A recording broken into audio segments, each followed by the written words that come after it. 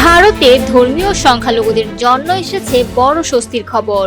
আফগানিস্তান, বাংলাদেশ ও পাকিস্তান থেকে ধর্মীয় সহিংসতার শিকার হয়ে যারা আশ্রয় নিতে বাধ্য হয়েছেন তাদের জন্য ভারতের স্বরাষ্ট্র মন্ত্রণালয় বিশেষ নির্দেশ জারি করেছে।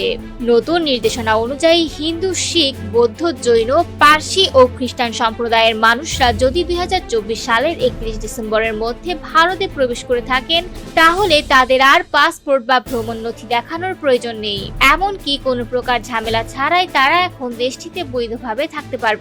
এখানেই শেষ নয়, গেল বছর কার্যকর হওয়া ভারতের নাগরিকত্ব আইন অনুযায়ী এই সকল মানুষকে ভারতের নাগরিকত্বও দেওয়া হবে।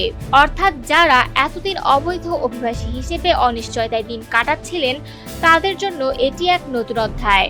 স্বরাষ্ট্র মন্ত্রণালয়ের পক্ষ থেকে জানানো হয়েছে, নতুন অভিবাসন ও বিদেশি নাগরিক আইন কার্যকর হওয়ার পরই এই আদেশ জারি করা হয়েছে। মূলত 2014 সালের পর থেকে পাকিস্তান সহ আশেপাশের দেশগুলো থেকে ভারতে আসা সংখ্যালঘুদের কথা মাথায় রেখেই এই পদক্ষেপ নেওয়া হয়েছে। ভারত সরকার মনে করছে, দীর্ঘদিন ধরে নিপীড়নের শিকার হওয়া এই মানুষদের নিরাপদ আশ্রয় দেওয়া এখন নৈতিক দায়িত্ব। বিশেষ করে যাদের দেশে ফেরার আর কোনো সুযোগ নেই, তাদের জন্য ভারতের নাগরিকত্ব পাওয়া হবে এক নতুন জীবনের সূচনা।